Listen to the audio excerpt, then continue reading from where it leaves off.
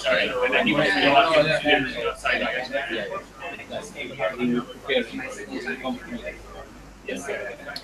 But it's and it's nice place. So you're working on your project.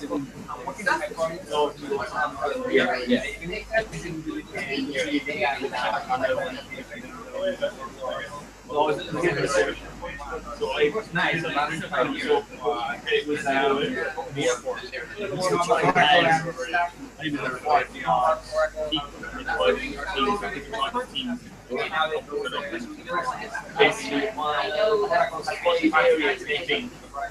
where the airport on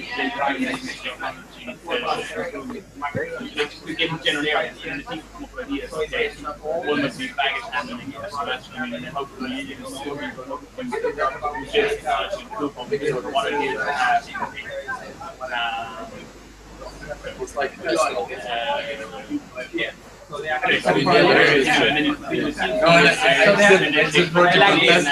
it's good project on Tesla. You went over brainstorm together, report,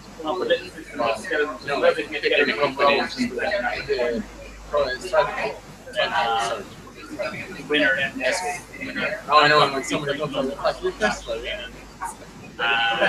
can over. Have you seen that video? I haven't seen it. Check with me.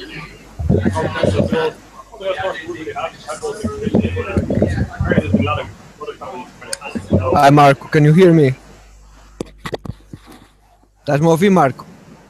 Sim, senhora. Ok, vamos começar em breve, estamos aqui um pouco atrasados. Ok? Sim, sim.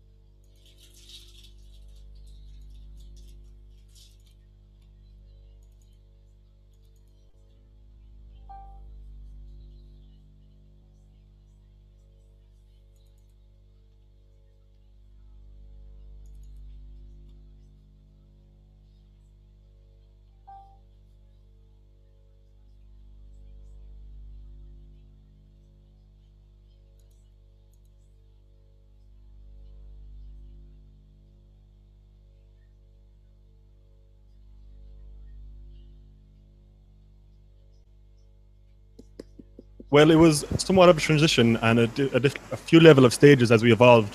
to actually starting our own business. We first started off trading on third-party brokerage sites for a different cryptocurrency. So there's a wide range of cryptocurrencies, with Bitcoin being the chief manifestation of these cryptocurrencies.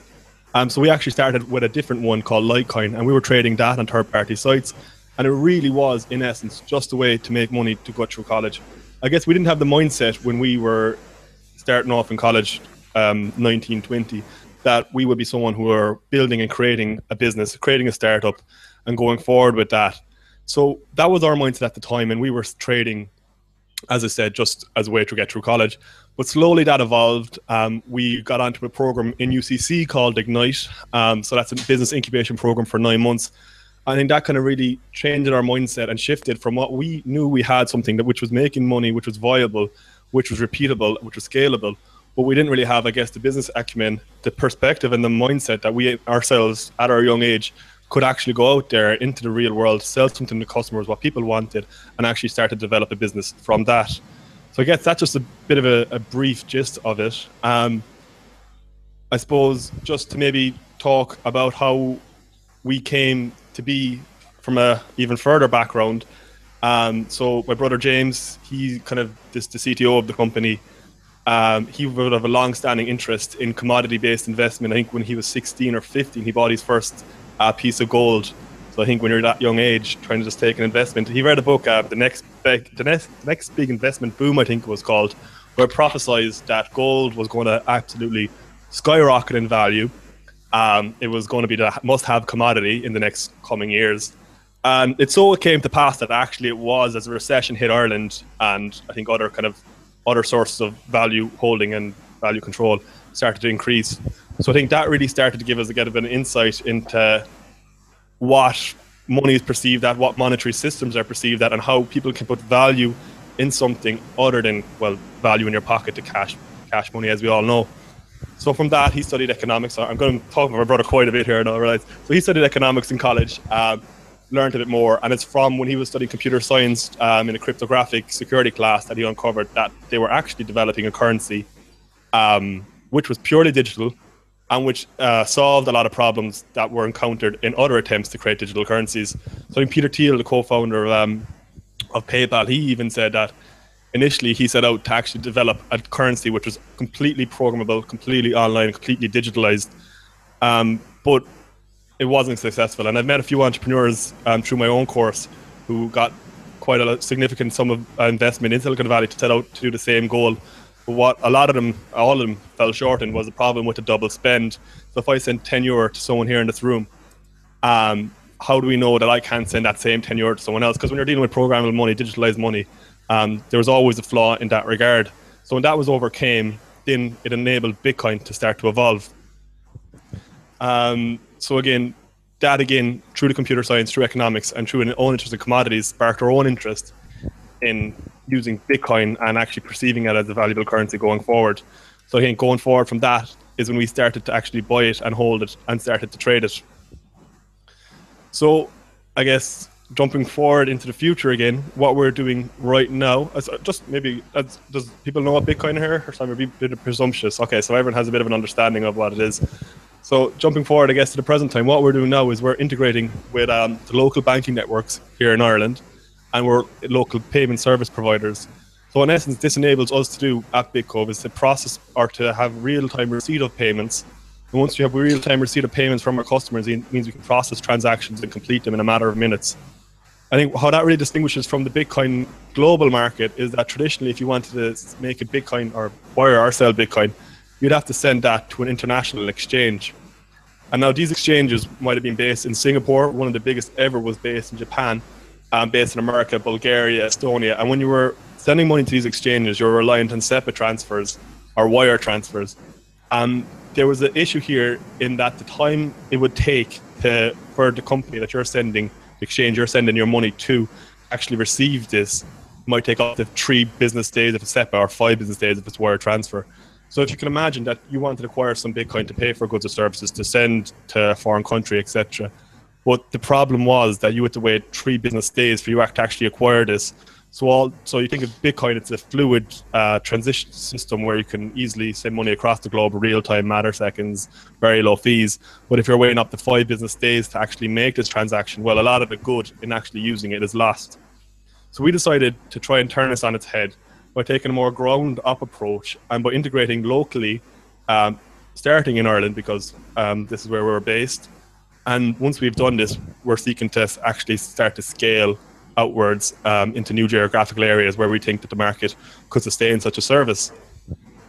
So that's what we've done so far. We formed it in Ireland. It's been going quite well. During the summertime, the capital controls fell down in Greece. So I'm not too sure if you're aware of it, but like if you wanted to send any sort of money out of the country, it completely went into lockdown.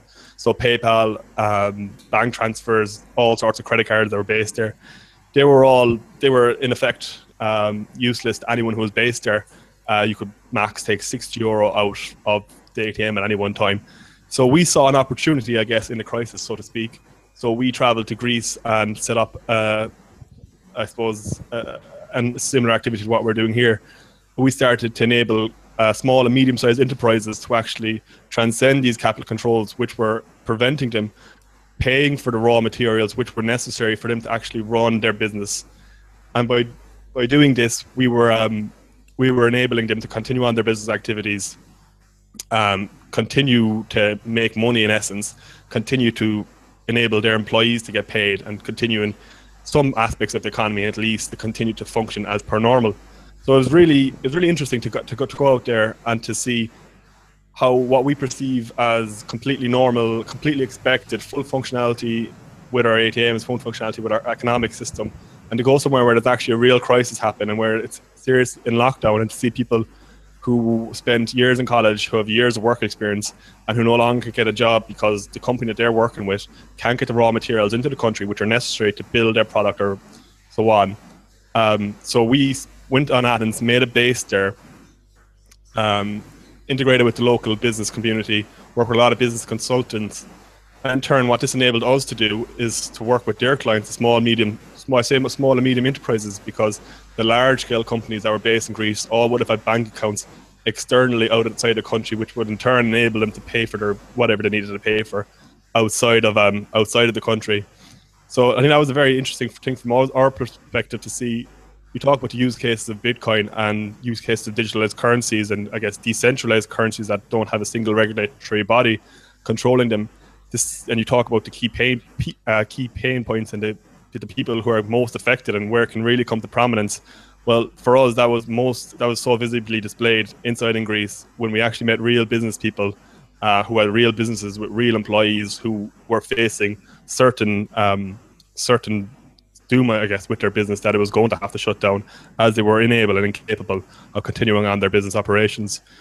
And that's still in effect in Greece today. I guess you mightn't see it on the news quite as often, but these capital controls for a lot of business activities, some have been lifted more gradually, but for a lot of business activities are still in place, and these people are still finding these problems.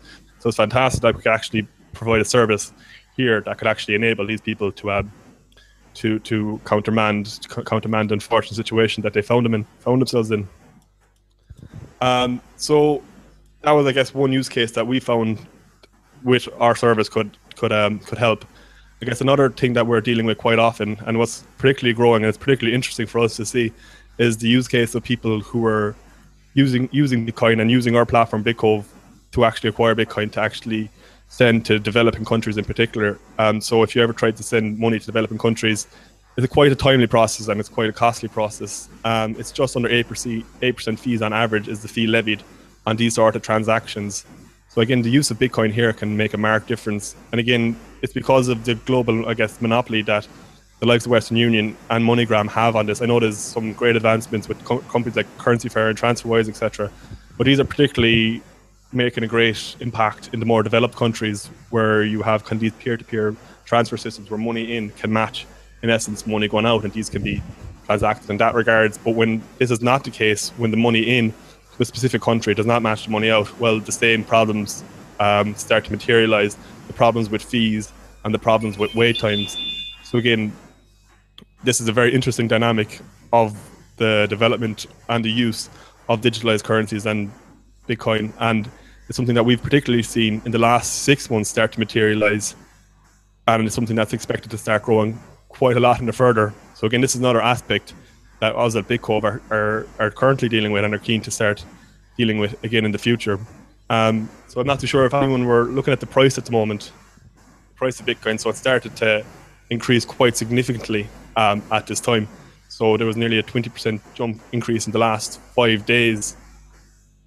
Yeah, just shy of it, I think. So it started to increase quite a bit. And again, this has come because of China have started to change their position on Bitcoin and digital currencies. Previously, if you wanted to acquire Bitcoin in China, you'd have to get you'd have to buy a token in the shop, which would have to be transferred to an exchange, which in turn would contact another exchange to get Bitcoin and bring it. So it was a complete workaround. So it was impractical to use it in places such as China. But that's the position that's changed. So now people who are residents of China can actually make direct deposits to Chinese bank accounts. So that in turn has, I guess, enabled more people to access it, and the capital controls in place there for businesses, not the full brash capital control that's on Greece, but I guess a lighter version of it. It's enabled more businesses to actually send money out of the country and continue their business activities. So that's actually started seeing the price rise significantly as, I guess, China fully now enters the Bitcoin network, and they get full access to it just like any other country. That's another, I suppose, interesting development that's happened most recently. I guess maybe just to bring it back to ourselves at Bitcove, so where do we see ourselves in all this? I mentioned already that we are providing a more real-time service to our customers, because that's how we envision that Bitcoin is going to develop. What has materialized in a lot of regards is the concept that Bitcoin and digitalized currencies are going to they will succeed to achieve a completely external financial system, which is not reliant on traditional and current banking networks whatsoever. But I think there's always going to have to be a bridge between the traditional current banking systems that we know and that we currently all use, and the Bitcoin network on the other hand. So that's what we're really trying to solve, the issue of bringing these two together as much as possible. And now the traditional current networks, these are going to evolve too, and these will evolve. They're going to become more and more digitalized. So again, we're in the middle of this, the link between the current Bitcoin infrastructure and the more traditional financial institutions that we have today. So currently, we have 2 full-time members of staff, myself and my co-founder, who's also my brother James. Fortunately, he couldn't be here tonight. We've 1 part-time member of staff, and hopefully in the coming 3 months we'll be able to grow that again, particularly as we start to expand our operations that we've set forth here in Ireland and start to replicate what we have in other areas such as Greece and also in Portugal, where we started to test the market. So I guess that's a bit about Bitcove. Any questions at this point or anything? Okay. I'm sorry, what is the name of your company?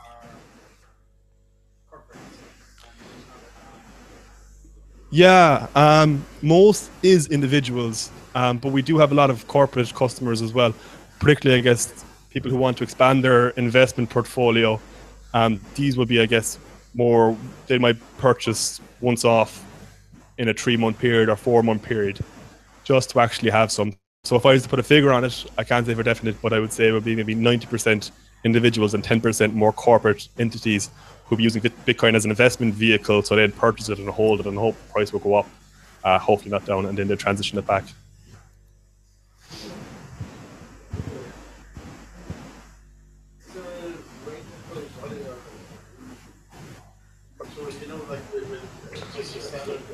Yeah.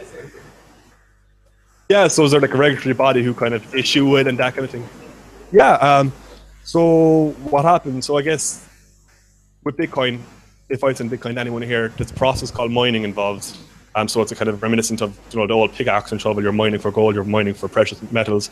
So these are digitalized mining, and what this is in essence is doing, it's validating each transaction. So it's really what it is. It's a lot of computers binding together, and they're validating that the transaction that I'm sending from me to person B is a true and proper transaction, and it's not going from me to person B and a replicated one going to person C. So these kind of regulate the market, and anyone can be a miner. All you need to do is download the software, and all of us here could be miners. So that's the way it's decentralized. So there's no real one body on top of this. It's kind of decentralized and regulated by the actual users itself.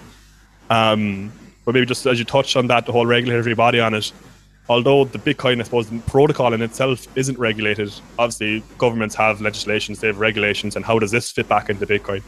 The European Court of Justice just 2 weeks ago set down a ruling that Bitcoin was to be VAT exempt. So this in essence that if you were transacting Bitcoin, it wouldn't be viewed that you were transacting a piece of technology or a commodity where all transactions and all profits made on these transactions would be liable for VAT. It would actually be VAT exempt. So this put it in the field of a currency as it was described by the ECG. And that's really important going forward because it's still very nascent in its application. But as it develops, countries are going to have to start putting a stance and actually setting down their own regulations on it.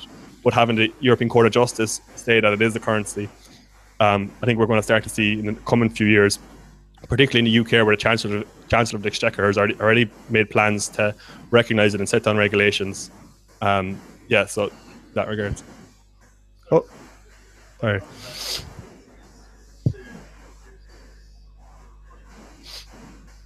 Yeah, okay. Yeah, so there is core developers of the whole Bitcoin protocol system itself. So these people would have impact on that as well. In addition to how much Bitcoin is, it's in conjunction with, I guess, how much Bitcoin is being mined at any one time. So it depends on the rate of transactions which are taking place as well. But I guess it all really stems back from the founder of Bitcoin, this anonymous guy. But I think the Bitcoin, the mining, it's set to half the amount of the amount of reward you get back from mining Bitcoin, because these miners, they get a reward of Bitcoin for their work, and that's set to half now. I think in July 2016. Yeah, so I think there's 21 million Bitcoins can ever be in circulation, and so in that regard, that differs obviously to what we know as euro-dollar, where quantitative easing can ensure that there can be, you never know how much is going to be in circulation. That leads to inflation, whereas because there's a limit with Bitcoin, it leads with being a deflationary currency. So if you know that you have 10 Bitcoins in your pocket, if everything is consistent, the deflationary nature will ensure that that €10 will always at least give you €10 worth of whatever you want to buy in the shop. But if you have €10, physical €10, and if you weigh €10, and then each Mars bar, just give an example. If you want to buy 10 Mars bars in the shop and you have €10 in your pocket, it's an easy thing to do. But in 10 years' time, those Mars bars won't be worth €1, they'll be worth €1.50 because of inflation. So at least with Bitcoin, if all things being consistent, you'll always have that set amount. It won't actually start to lose value, just the deflation nature aspect of it. But it can lose value just from, it's kind of a bit confusing. It can still lose value from the supply and demand aspect of it. But if the supply and demand aspect was to stay consistent, the fact that it's a deflationary currency will start to bring it down in time. They are in the circulation right now. I think it was 2021 they're expected to actually come into effect. Again, it depends on the rate of its usage, and because that in turn dictates how much of it will be mined at any one time. Yeah.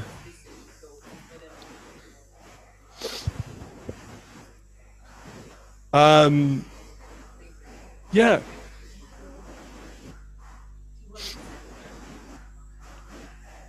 Oh well, I think if you knew how much it was going to be worth at any one time, you'd be a millionaire overnight. So it's quite hard to, like, even the current rise that we've seen. It was hard. Like when we heard the news that China were actually starting to change their position on it somewhat, it was expected that the price would rise, but the extent that it was unexpected. So it's very difficult to start trying to, I guess, analyze the market and seeing different patterns. But you could always see if there was some good news, just if the light had came out or Centre and said, Bitcoin is going to take over the world, the universe is going to be a great thing, the price would generally rise. But no longer are these announcements, I guess, because a lot of these announcements have already, so they're not really influencing the price as much. So in that regard, it's very difficult to actually predict. But the other point was about more Bitcoins being introduced into.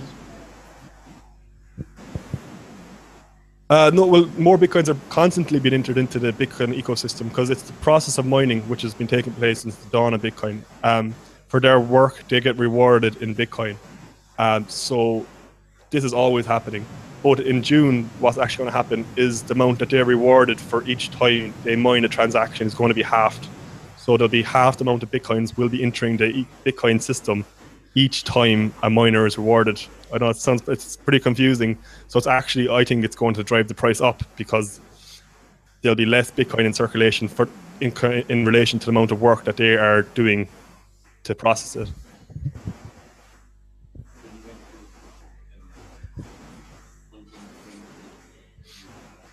Yeah.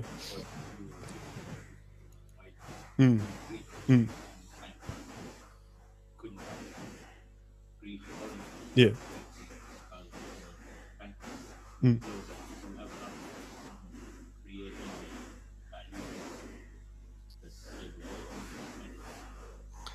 Do we have to get like external businesses to start accepting Bitcoin? Is it?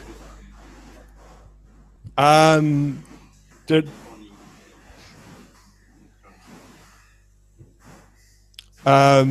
so we were dealing with, I suppose, primarily the companies in Greece who had no idea whatsoever about Bitcoin.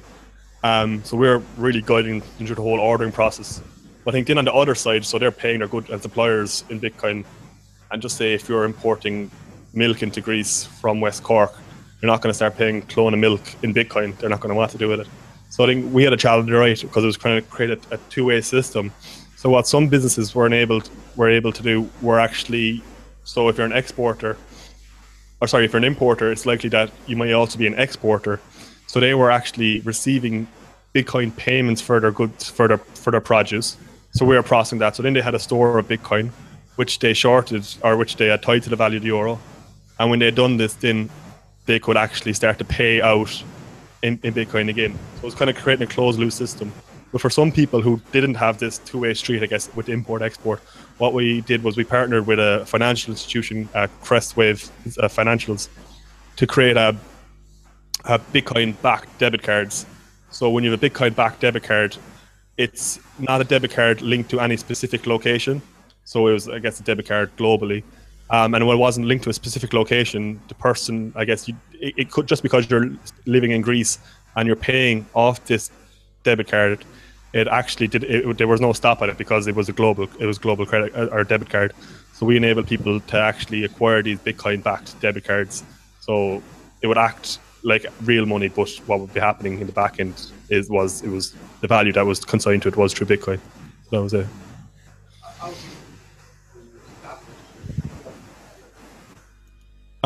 In Ireland or just ever? Yeah, so that's a really good question. We've been really fortunate in our approach. I guess we've always tried to work with them against them and try to be as transparent as possible in what we're doing. A lot of people in the Bitcoin sphere think that the banks are the devil and they're completely want to eradicate them, but what they don't realize is that, like it or not, in a lot of ways we still have to rely on the banks because we have to keep our money somewhere, and it's the most convenient way in a lot of respects. So we've had it quite okay here in Ireland so far.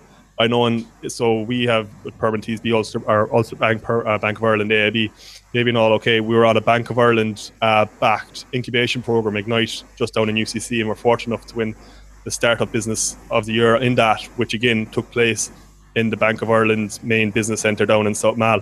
So I think we've been very fortunate that we've tied in very well with them. In the UK, a lot of banks are very, very hesitant towards Bitcoin. When we were in Greece, we met with people from the banks, and they were really in favour of something, a digitalized currency. So it was kind of ironic to see that. So again, you got to take it by case, really country by country, and to see what's happening on the ground there.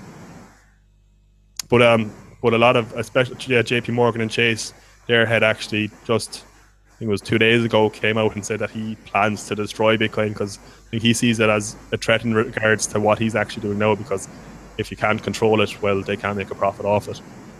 So in that regard, there's a lot of, I suppose, traditional powerhouses within the banking industry who are trying to set down and trying to really push away from Bitcoin. And if you set up an account, a business bank account, or a personal account with banks such as JP Morgan, they will actually they will close it down once they know that it's been used in any regards for Bitcoin activity. So even if it's a personal account and you're in America and you're sending money to a Bitcoin exchange in America, they'll have the details for that account and they'll automatically close down your account because of that. So yeah, it's really intense. We're talking to Barclays recently.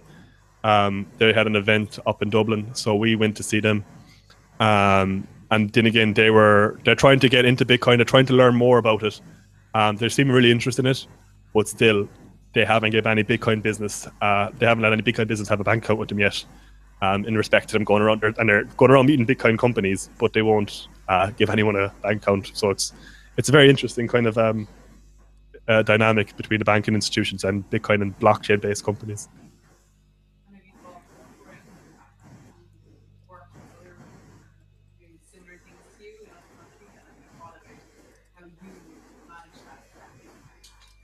If the banks started to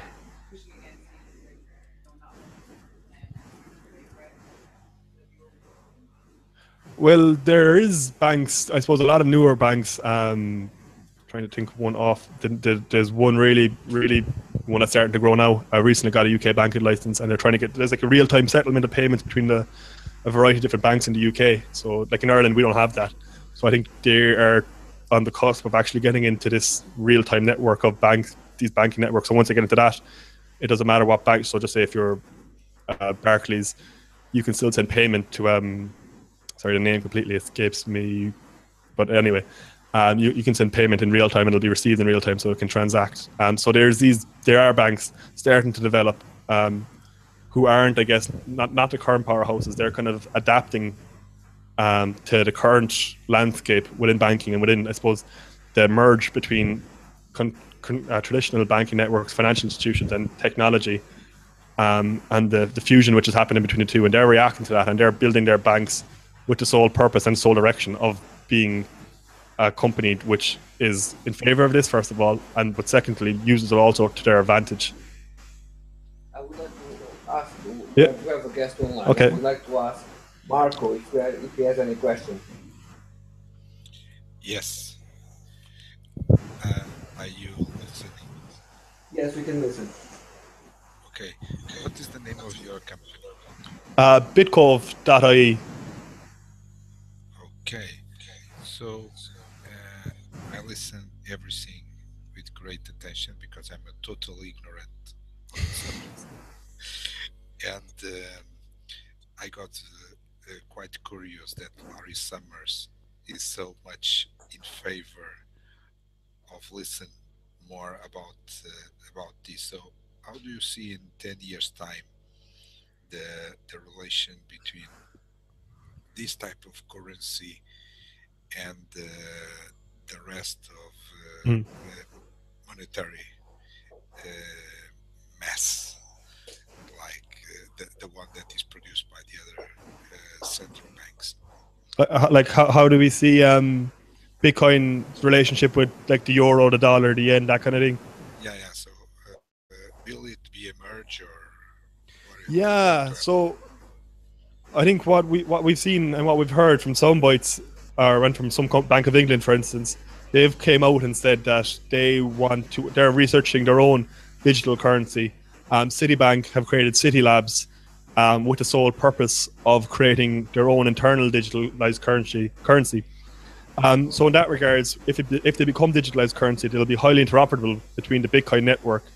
But I think once you create a digitalized currency which is controlled by a bank, it becomes centralized. And when you become centralized, the layers of bureaucracy and regulation and all these sort of things start to get layered on top of it. And some of the advantages of using a digitalized currency start to evaporate.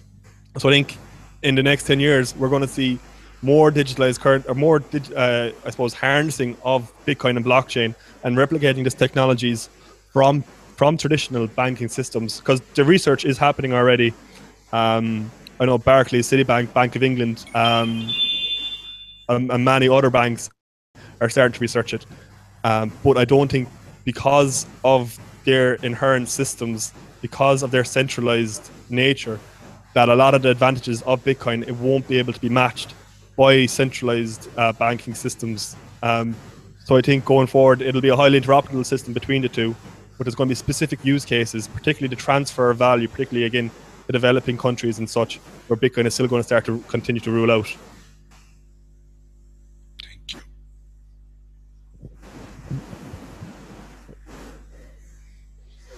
Yeah, sure. So we just take a fee from each transaction then. So there's market prices on all different exchanges. So on average, our market, we take a fee of 3%. So what we do is actually we sit in front of the international exchanges. So I've been talking about international exchanges. We actually buy from these exchanges, but because we buy in such volumes, we're market makers, so we don't charge any fees. But we have capital preloaded on all the major exchanges globally, so we don't have to suffer the weight of sending the Bitcoin or sending our money there for 3 days. Our money's already preloaded, so we can buy and sell on demand. But what we do then is our system, so there's loads of different exchanges. They have all different layers of liquidity. So they all have a buy price and sell price of Bitcoin at different rates. So for example, there's one of the two biggest exchanges, Bitstamp and Kraken. Yesterday, for one Bitcoin, the difference between them was €7. So on Kraken, you could buy Bitcoin €7 cheaper than on Bitstamp. So we can actually detect the cheapest exchange of our backend exchanges, and we'll always buy at that. So although we levy a 3% fee to our customer, there's the global average price of Bitcoin. We can actually often be able to levy this fee while also still being at the global average price or just above it and cheaper than other exchanges because of this liquidity differences between the actual exchanges.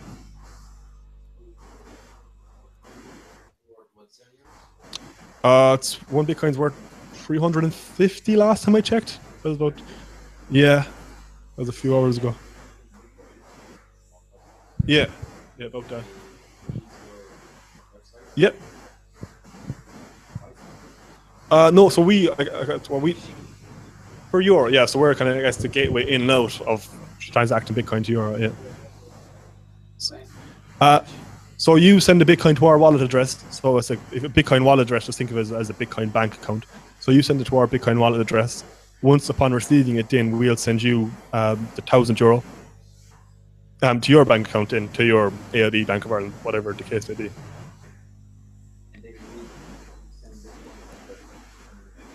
Oh, to get our euro back.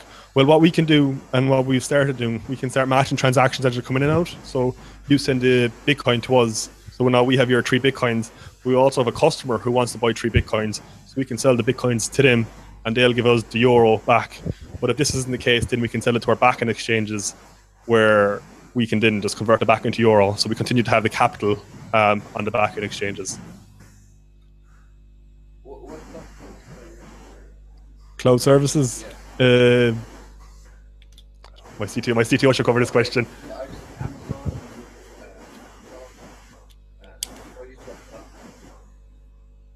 It's not either of those. If you said the name, I'd know it now. But I don't know. To be honest, yeah. Sorry. I don't. My CTO could answer that question. It's very bad. I try and run away. I have a law background myself, so I run away from the technical aspects of it. But we don't actually hold Bitcoins on our exchange. So I guess that's one of our key aspects as well. A lot of international exchanges have created a system where all their customers' Bitcoins are held in hot wallets. So what I mean by hot wallets, they have a pool of Bitcoin from all their customers. So you send Bitcoins to the international exchange, your Bitcoins is held by the international exchange in conjunction with the whatever 100 other customers' Bitcoin. So they could have €100 million. And this is all kept, and oftentimes in one big exchange. And this is what we've seen. One of the biggest Bitcoin exchanges in the world back 2 years ago, Mt. Gox, was based in Japan. And they held all their customers' Bitcoins in one exchange, in one pot. And you can withdraw whenever you wanted, yeah. But while you weren't withdrawing and while you're leaving it in one exchange, it was open to hacking. And that's what happened. They were hacked and with that, all their Bitcoin was in essence taken. So what we've done with Bitcoin on the basis of security and trying to make it as secure as possible is by enabling our customers to integrate with the leading wallet providers in the Bitcoin sphere. So you actually tie in your Bitcoin into the Bitcove platform. So you create and own your own wallet. It's decentralized.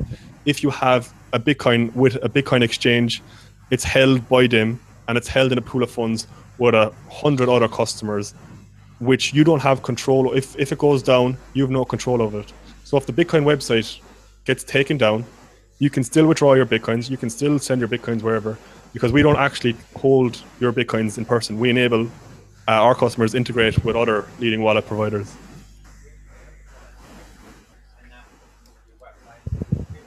No, we won't actually create the wallet for you. So instead, we point you in the direction of actually enabling you to actually acquire your own wallet, because that is definitely the safest way, I think, for Bitcoin to develop. Is the whole nature of it is to be decentralized. So if everyone starts to hold their own wallet, well, trying to hack 1,000 different wallets is very, very difficult. But if you have one location where 1,000 people's worth of wallets is in one hot wallet, well, it kind of creates an opportune place to actually start to take advantage of such actions. What, and focus on the Irish market, what is the Irish company that could take more advantage and use to do international programs? Yeah, so I think really if you're looking at companies, particularly transcontinental, because I suppose you solve a problem where it's at its biggest point. But transcontinental companies, so if you think a Currency Fair based in Ireland now, and they have their kind of peer-to-peer matching system for transacting between Ireland and the UK.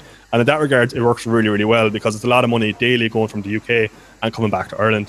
We're just saying out to the Philippines, and if there's 1.1 billion euro is sent from Ireland and the UK to the Philippines each year. Well, we don't have that much money coming back from the Philippines, so they could actually internally utilize Bitcoin, the blockchain network, to settle payments in almost real time. So in that regards, I think it'll be very interesting. Not from our perspective, it wouldn't be good to see from us, but again, from a general public, to actually see them start implementing the technology in their companies in other locations where the same flow inwards and outwards wouldn't be matching, or would be very lopsided. When you were developing your systems and putting the idea of your startup, have you done any kind of studies about behaviors, about the Irish system, the Irish payments? Have you done any type of work around that? Yeah, so like we've looked into, I suppose, you look into your competitors, and you look into competitors. One sphere, obviously, is the Bitcoin network, and the companies operating in the Bitcoin sphere. But again, it's looking at the other companies within the financial services, transfer, remittance, money transfer, that kind of thing. So like the Irish market, the Irish companies for that, there's actually quite a lot of them, and quite a lot of good ones, and doing some really good things. So as I mentioned, I think Currency Fair are one that's really starting to grow. So I guess we try to align ourselves particularly with transferring value transcontinentally, where the benefits of other companies such as Currency Fair, TransferWise, TransferMate, I think are also Irish, can't be seen in effect because of the disparity between money coming in and money going out of a country. And again, the almost near real-time settlement of payments, because Bitcoin can be transferred instantly across the globe like an email. So again, you can actually transfer value to a destination in significantly low. You're talking about an hour. I was in Prague recently, actually, in Czech Republic, and it was a Czech Corona they had there. And for instance, I lost my wallet. I couldn't withdraw any money. So what happened? James said I had Bitcoin in my wallet. So there was a Bitcoin ATM, so I could literally get out my Bitcoin ATM, swipe my Bitcoin against the ATM and withdraw their local currency. Now, if if I got contact with my brother James, said send me over some euro, or he'd have to send me over some money, he'd have to send it over to the Czech bank, and in turn, it would have to be converted out. So I think particularly where outside the SEPA zone countries is where we're seeing our business can start to make a big difference compared to the traditional ones in Ireland. Let's say Chinese tourists in Ireland using mobile payments and doing payments with Bitcoin. Is there something that makes sense? Definitely, yeah. It's definitely something that is starting to grow. People are starting to take notice of it. The idea of being able to travel anywhere in the world and being able to swipe your phone and not to incur exorbitant transfer fees is something that I think anyone would look forward to. So as you said, China will be such a use case of that.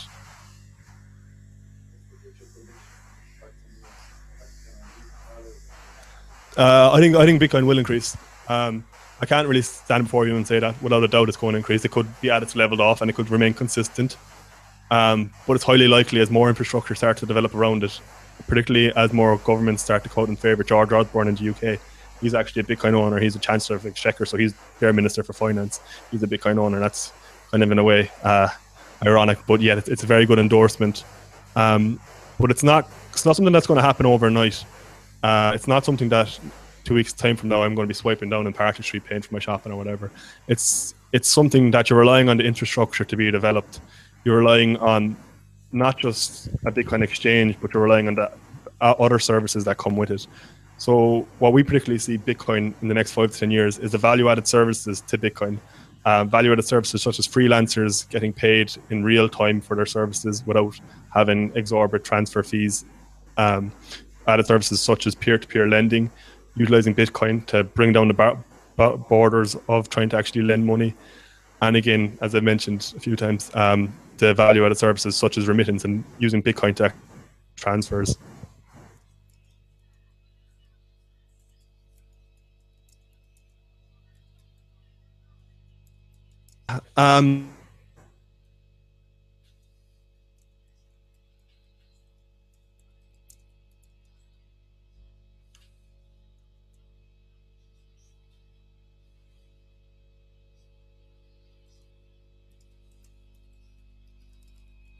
To accept it.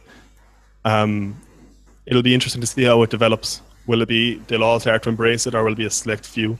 I think most of its use cases will be seen, though, maybe at a more higher up level, and utilizing Bitcoin for various different services, or people in their companies using Bitcoin internally for value-added service. But we will definitely see more companies, more everyday merchants start to use it too.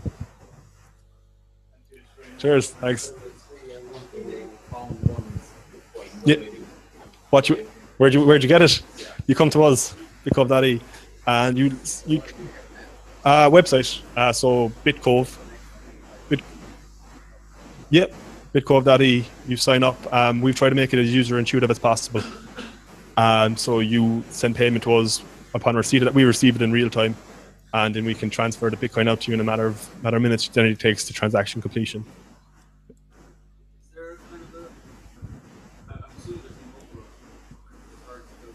Yeah. Yeah. So I guess there is a battle of supremacy, but Bitcoin is far and head and shoulders above the rest. We actually started off first trading some other different cryptocurrency, Litecoin. So Litecoin had some advantages over Bitcoin. It was, I guess, as it like the name, it was faster transfer value. But although this cryptocurrency is being evolved, mimicking Bitcoin and might have various advantages of it, the infrastructure, although not fully developed for Bitcoin, is still far head and shoulders above the infrastructure developed for things like Litecoin, Dogecoin, and other things. So although these currencies are here, the benefits that can be derived from them aren't big enough to see everyone start to jump ship. So I think it'll take a very long time before another cryptocurrency starts to gain as much traction as Bitcoin.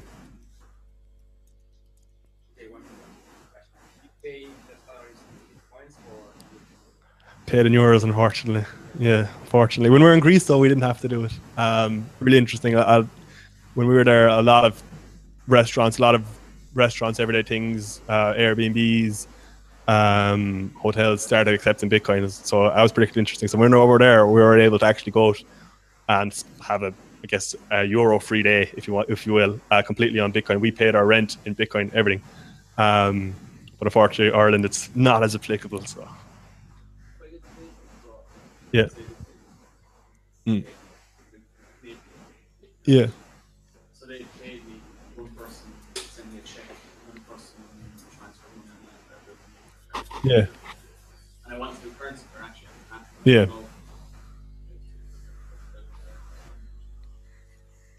Could I, in theory, get them to say, okay, when you buy Bitcoin in Canadian currency, no, so at the moment we only have Bitcove open to Irish customers. So what we're doing was we tested what we had as a service here in Ireland. It seems to be going okay so far. So now we're keen to start replicating it internationally. But if you were going to do it from Canada, there's another exchange that's recently expanded, a European one, where you can actually deposit Canadian dollars, Kraken. And you can still buy Bitcoin in Canada, and it'll be transferred over to your wallet, and then here you could send it to us, where we would give you the euro in turn for it. But a lot of design work that we've had to do on the Bitcove platform is, in that regards, freelance work. So we're quite bad for last minute. We have something due tomorrow, and we're designing to get some business cards, some graphics done up or whatever. So one of the best ways to do this is actually to do it via Bitcoin.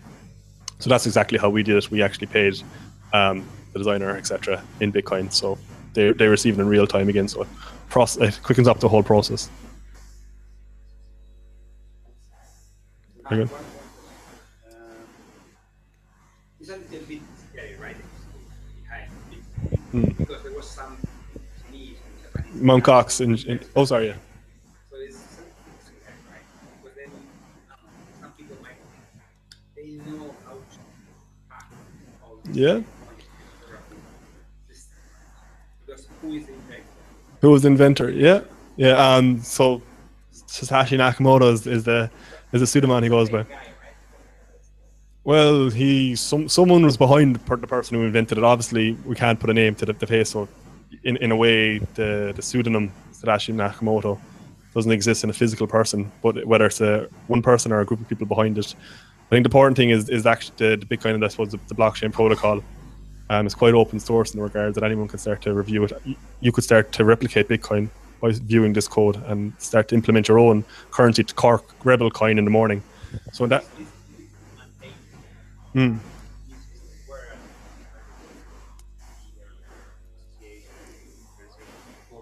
Yeah. So I think a lot of them are based in America. But these people are identifiable. So there's names to faces with these core people. But there's a quite strong likelihood that one of these core people actually are behind Bitcoin, are the Satoshi Nakamoto, or perhaps a group of them are. But for whatever reasons, they want to stay anonymous.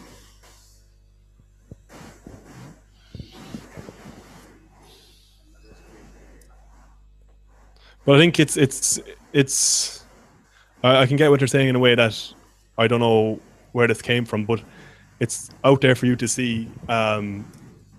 People a lot more smart. Like I'm not a techie. I don't know much about it. I have a basic knowledge. But people a lot who have these cryptographic skills, who have these tech skills, have tried to bring it down, have tried to see how they're going to do it. And they've said it's been impenetrable to date, and they don't see any way around it due to, I suppose, the mathematical principles. If you bring it down to its basics, like 1 + 1 is never going to equal 3, 1 + 1 is 2, that kind of thing. So if you're bringing mathematics and applying it to a currency, that it can't actually be manipulated in that regards. And again, because it's open source, anyone can start to view it and see it for themselves. So if you could hack it when it's open source, it should be handy enough to hack, because you don't have to start breaking down barriers. Okay. Thank you very much. Thanks for having me. An hour talking to Rose about business. Yeah. I hope you enjoy it. I did. Thank you very much for having me. Thank you.